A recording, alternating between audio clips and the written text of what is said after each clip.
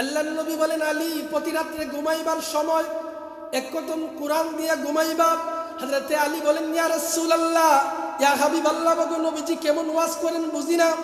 আল্লাহর নবী বলেন, আলী ঘুমাইবার সময় যদি রে আলী 3 বার যদি সূরা ইখলাস পড়ে ঘুমাইতে পারো, এমন কোনো মা নাই, এমন কোনো ভাই নাই, বোন নাই, পারে না, সকলেই পারে। কম বেশ পারে কি পারে না? পারে। আল্লাহর নবী বলেন 4 বার 3 বার যদি সূরা ইখলাস পড়ে ঘুমাইতে পারো, মহান আল্লাহ তোমার আমলনামায় এক কদম কোরআন শরীফ খতমের সওয়াব আল্লাহ দান করে দিবেন। বলেন না সুবহানাল্লাহ। কি দিবেন? এক কদম কোরআন শরীফ খতমের সওয়াব আল্লাহ দান করে দিবেন। বলেন না সুবহানাল্লাহ।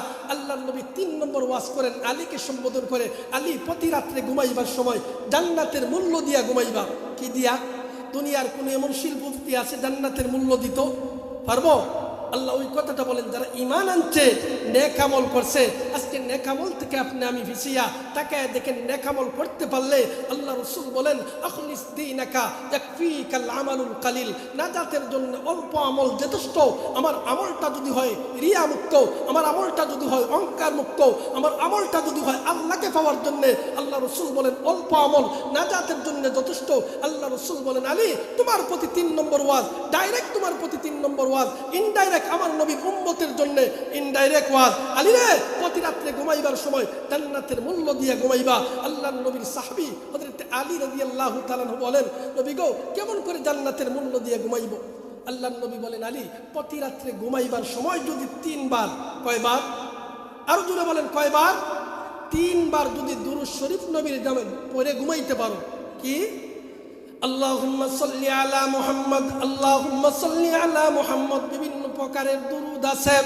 আল্লাহর নবী বলেন, আলী রে প্রতি রাত্রে ঘুমাইবার সময় যদি 3 বার নবীর নামে দুরূদ পড়ে ঘুমাইতে পারো, মহান আল্লাহ তোমার আমলনামায় জান্নাতের মূল্য দেওয়ার সমান সওয়াব আল্লাহ দান করবেন। বলেন না সুবহানাল্লাহ। 4 নম্বর ওয়াজ রে আলী প্রতি রাত্রে ঘুমাইবার সময় রে আলী একটা জগরা মিটাইয়া ঘুমাইবা। বলেন না সুবহানাল্লাহ। হযরতে আলী বলেন, ইয়া রাসূলুল্লাহ, ইয়া হাবিবাল্লাহ, ও গো নবীজি প্রতি রাত্রে আমি জগরা কোথায় পাইতাম গো নবীজি? আল্লাহর নবী বলেন, আলী রে প্রতি রাত্রে ঘুমাইবার সময় যদি 10 বার ইস্তিগফার, আস্তাগফিরুল্লাহ ইন্নাল্লাহা গাফুরুর রহিম, আস্তাগফিরুল্লাহ ইন্নাল্লাহা গাফুরুর রহিম। আল্লাহর নবী বলেন, আলী ঘুমাইবার সময় যদি রে 10 বার ইস্তিগফার যদি পরে ঘুমাইতে পারো রে আলী, মহান আল্লাহ তোমার আমলনামায় একটা জগরা মিটানোর সমান সব আল্লাহ দান করে দিবেন। বলেন না সুবহানাল্লাহ। কয়বার? 10 বার ইস্তিগফার, আস্তাগফিরুল্লাহ ইন্নাল্লাহা গাফুরুর রহিম, আস্তাগফিরুল্লাহ ইন্নাল্লাহা গাফুরুর রহিম। আলী তোমার প্রতি আমি নবীজির 5 নম্বর ওয়াজ রে আলী, 5 নম্বর ওয়াজ রে আলী, ও আলী তুমি একটা ওমরা হজ কইরা ঘুমাইবা। আপনি আমার অনেক মক্কা মদিনা যাইতে মন চায়, কিন্তু টাকা পয়সা নাই, টাকা পয়সার অভাবে মক্কা মদিনা যাইতে পারি না। আল্লাহর নবী বলেন, আলী রে প্রতি রাত্রে ঘুমাইবার সময় যদি 4 বার কালিমা তাইবা লা ইলাহা ইল্লাল্লাহু মুহাম্মাদুর রাসূলুল্লাহ কইরা যদি ঘুমাইতে পারো রে আলী, মহান আল্লাহ তোমার আমলনামায় একটা উমরা হজের সমান সব আল্লাহ দান করে দিবেন। বলেন না সুবহানাল্লাহ। 1 নম্বর ওয়াজ আলী তুমি প্রতি রাত্রে ঘুমাইতে 4000 দিনার সদকা কইরা ঘুমাইবা। 2 নম্বর ওয়াজ এক কদম কোরআন দিয়ে ঘুমাইবা, জান্নাতের মূল্য দিয়া ঘুমাইবা। আল্লাহ ওই কথাটাই বলেন, সমস্ত মানুষ ক্ষতিগ্রস্তের মধ্যে সময়ের কসম খাইয়া, যুগের কসম খাইয়া আমার আল্লাহ জানা দেন, ও মানুষ জাতির দল, ও ইমানদারের দল জানিয়ারা করে সমস্ত মানুষ ক্ষতিগ্রস্তের মধ্যে 4 দল মানুষ ব্যতীত। 1 নম্বর যারা ঈমান আনছে, 2 নম্বর যারা নেক আমল করছে, 3 নম্বর সত্যের উপর অটল রয়েছে। এর উপর? সত্যের উপর অটল রয়েছে। আপনি আমি তো সত্যের উপর অটল থাকতে পারি না। পারেন? আল্লাহর নবী বিশ্ব নবী রাহমাতাল লিল আলামিন জানেন। তাকে দেখেন আল্লাহর নবীর ইতিহাস যদি বলি দিনকে দিন বলা যাবে। আল্লাহর নবী যেদিন দুনিয়াতে আসছেন কেমন অবস্থায় আসছেন? নবী তো ঈমান নিয়ে আসছেন, দিন নিয়ে আসছেন। ওই নবীর মা আমেনা কি বর্ণনা করেন জানেন? মা আমেনা বলেন, আমার সন্তান মুহাম্মদ যেদিন পৃথিবীতে আসছে আমি তাকে দেখি রে আকাশের তারকাগুলো আমার এত কাছে আসছে, আমি ইচ্ছা করলে হাত দিয়ে ধরতে পারতাম। বলেন না সুবহানাল্লাহ। কিছুক্ষণ পরে আবার অন্ধকার নেমে আসছে। দাসীকে বললাম, দাসী আমার সন্তানটাকে ভালো করে ধরে রাখ, না জানি কোন বিপদ করছে। দাসী হয়, আপনি কোনের আগে আমার কুলে সন্তান নাই। মা আমেনা চিন্তিত হয়ে গেলেন, ঘাবড়া গেলেন, এত সুন্দর সন্তান পাইলাম, সন্তান গেল কোথায়? হঠাৎ করে ঘরের কোন থেকে আওয়াজ আসছে, আমেনা মন ঘাবড়াইবা না, তোমার সন্তানকে কোনো জিনবত নেয় নাই, নিতেও পারে নাই। তোমার সন্তান শুধু মানুষের নবী না, তামাম পৃথিবীর মাখলুকেরা একটা নজর দেখার জন্য দরখাস্ত করেছে, যার দরখাস্তখানে আমি আল্লাহ মঞ্জুর করলাম। ফেরেশতাদের কুলে উঠাইয়া পূর্ব থেকে পশ্চিম, উত্তর থেকে দক্ষিণ, মাগরিব থেকে মাশরিক থেকে মাগরিব, আমি আল্লাহ আসমান থেকে জমিন তামাম পৃথিবী ভ্রমণ করার জন্য পাঠিয়ে দিয়েছি। কিছুক্ষণের ভিতরে আবার আপনার কাছে ফিরে দেওয়া হবে। বলেন না সুবহানাল্লাহ। এটা হলো নবীর জন্য নবুয়তের দলিল। বলেন না সুবহানাল্লাহ। কে দলিল? নবীর জন্য নবুয়তের দলিল। আল্লাহ ওই কথাটাই বলেন, আল্লাহ ইন্নাল ইনসানা লাফি খুসর ইল্লাল্লাযীনা আমানু ওয়া আমিলুস সালিহাতি ওয়া তাওয়াসাউ বিল হক ওয়া তাওয়াসাউ বিস সাবর। 3 নম্বর সত্যের উপর অটল রইছে, 4 নম্বর বিপদে আপদে ধৈর্য ধারণ করছে। এই 4টা গুণ যদি আপনি হাসিল করতে পারি, আমি যদি হাসিল করতে পারি, আপনি আমি ধ্বংস নাই। যদি এই 4টা গুণ আপনি আমার মধ্যে যদি না থাকে, তাহলে আপনি আমি ধ্বংস, আপনি আমি ধ্বংস। এই জন্যই ভাই ছোট্ট একটা আমলের কথা বলি, এই জন্যই আমল যদি করতে পারেন, আপনি আমি ইমান আনছি, আমল যদি করতে পারি, ইমানদার আমল করনেওয়ালার জন্য আল্লাহ বলেন, ইন্নাল্লাযীনা আমানু ওয়া আমিলুস সালিহাতি কানাত লাহুম জান্নাতুল ফিরদাউসি নুজুলা। নিশ্চয়ই যারা ইমান আনছে, নেক আমল করছে, ভাই আল্লাহকে ডাকছে, আল্লাহকে ইমান নিয়ে ডাকছে, আল্লাহকে পাওয়ার জন্যে ভাই খালিস নিয়তে আমল করছে, আল্লাহ বলেন ওই বান্দার জন্য, আল্লাহ বলেন ওই বান্দির জন্য আমি আল্লাহ জান্নাতুল ফিরদাউস রেডি কইরা রাখছি। বলেন না সুবহানাল্লাহ। আল্লাহ বলেন যদি যে বান্দা আমি আল্লাহর সাথে দেখা করতে চায়, কিয়ামতের কঠিন ময়দানে আল্লাহর সাক্ষাৎ পেতে চায়, আল্লাহ বলেন কি জানো? কুল ইন্নামা আনা বাশারুম মিসলুকুম ইউহা ইলাইয়া আন্নামা ইলাহুকুম ইলাহু ওয়াহিদ ফামান কানা ইয়ারজু লিকাআ রাব্বিহি ফালইআমাল আমালান সালিহা ওয়ালা ইউশরিক বিইবাদাতি রাব্বিহি আহাদা। আল্লাহ বলেন যেই বান্দা বান্দি কিয়ামতের কঠিন ময়দানে আমার দেখা পেতে চায়, আমার লিখা পেতে চায়, আমার সাক্ষাৎ পেতে চায়, আল্লাহ বলেন সেই ব্যক্তি যেন নেক আমল করে। এমন আমল করবে যে আমল করলে আল্লাহ পাওয়া যাইব, যেভাবে নামাজ পড়লে আল্লাহ পাওয়া যাইব, যেভাবে রোজা রাখলে আল্লাহ পাওয়া যাইব।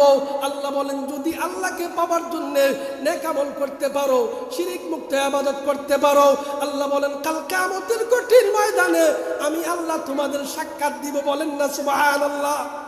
নেকামল যদি করতে পারি, আল্লাহকে পাওয়ার জন্য যদি নেকামল করতে পারি, দুনিয়া পাওয়ার জন্য না, আল্লাহ পাওয়ার জন্য না। আল্লাহ বলেন যেই বান্দা বান্দি আমার সাক্ষাৎ পেতে চায়, আমার লিখা পেতে চায়, সেজন্য শিরিক মুক্ত ইবাদত করে। কি মুক্ত? শিরিক মুক্ত ইবাদত করে। আল্লাহ পাইতে হলে শিরিক মুক্ত ইবাদত থাকবো। আল্লাহ বলেন সাক্ষাৎ দিব। যারা ঈমান আনছে তারা তো নেকামল করছে, জান্নাতুল ফিরদাউস পাবে। যারা ঈমান আনে নাই, নেকামল করে নাই, কি অবস্থা হইব রে? জাহান্নামের আগুনে যাইব আর হইব ওয়াকুলুল কাফিরু ইয়া লাইতানি কুনতু তুরাবা। হায় রে আমার পুরা কপাল, আমি কেন আজকে দুনিয়ার জীবনে আসলাম? আল্লাহ মানলাম না, রাসূল মানলাম না, কিয়ামত মানলাম না। কাল কিয়ামতের কঠিন ময়দানে জাহান্নামে যাইব আর আফসোস করব। আল্লাহ যদি আমাকে মানুষের ঘরে জন্ম না দিয়া কুকুর, শিকাল, বিড়ালের ঘরে আল্লাহ জন্ম দিতেন অনেক ভালো হইতো। কারণ কুকুরের কপালে এক সেকেন্ডের, এক মুহূর্তের জাহান্নাম নাই। আমি মানুষ হইয়া আমার কপালে জাহান্নাম, আফসোস করবো আর বলবো।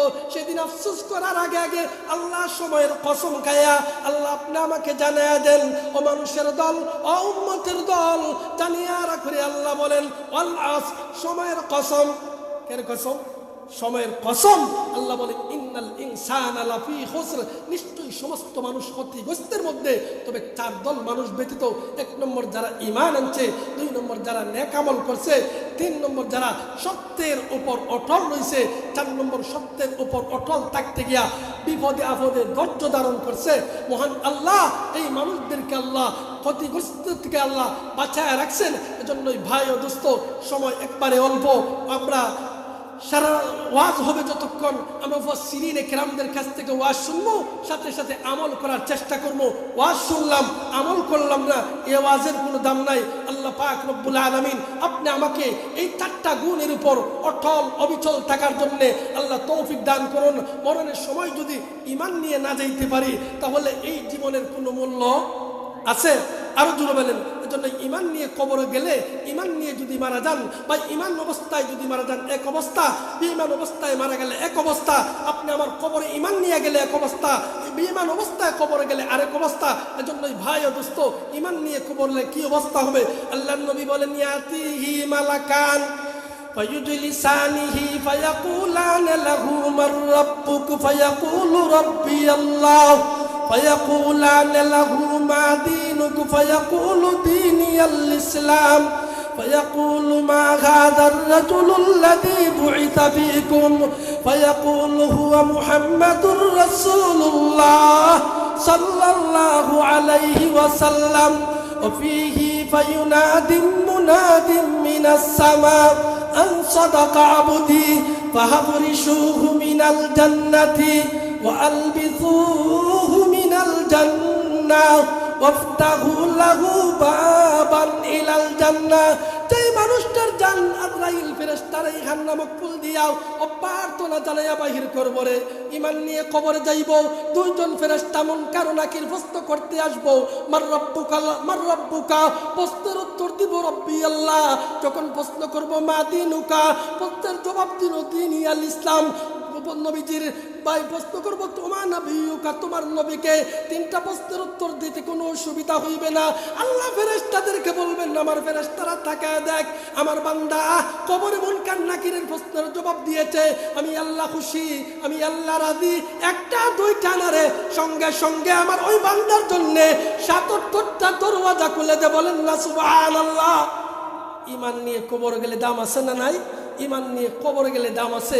আর ঈমান না নিয়ে যদি কবরে যান, তাহলে ভাই কি অবস্থা হবে? নবীজি বলেন 2 জন ফেরেশতা আসবে, একটা প্রশ্নের জবাবও দিতে পারবে না। বলবো হা হা লা আদরি, হা হা লা আদরি, আমি কিছুই জানি না, আমি কিছুই জানি না। কি অবস্থা হবে জানেন আমার প্রাণের ভাইরা? আমার নবীর চেহারা মুবারক দেখানো হবে, নবী দেখাইও সে বলতে পারে না, চিনতে পারে না, নবীকে চিনতে পারে না। তখন সময় ফেরেশতাদেরকে আল্লাহ বলবেন ওয়াহফরিশুহু মিনান নার ওয়া আলবিসুহু মিনান নার ওয়াফতাহু লাহু বাবান ইলান নার। তাকায় দেখো আমার ওই বান্দার জন্য জাহান্নামের দরওয়াজা খুলে দেয়, জাহান্নামী পোশাক পরিধান করে দেয়। এজন্যই ভাই ও দোস্ত, আপনি আমার ঈমানের অনেক দাম। কবরের জন্য ঈমান নিয়ে যেন যাইতে পারি, ঈমান নিয়ে যেন মরতে পারি, ঈমান নিয়ে যেন হাসরের মাঠে আল্লাহর দরবারে দাঁড় হইতে পারি। আর কাল কিয়ামতের কঠিন ময়দানে যেদিন আল্লাহর আরশের ছায়া ছায়া থাকবে না, আল্লাহ যেন আপনি আমাকে আল্লাহর আরশের ছায়ার নিচে জায়গা করে দেন। আল্লাহ যেন আপনি আমাকে আরশের ছায়ার নিচে যেন জায়গা করে দেন। যেদিন আল্লাহ আরশের ছায়া ছাড়া ছায়া থাকতো না, ওদিন আল্লাহ যেন হাসরের মাঠে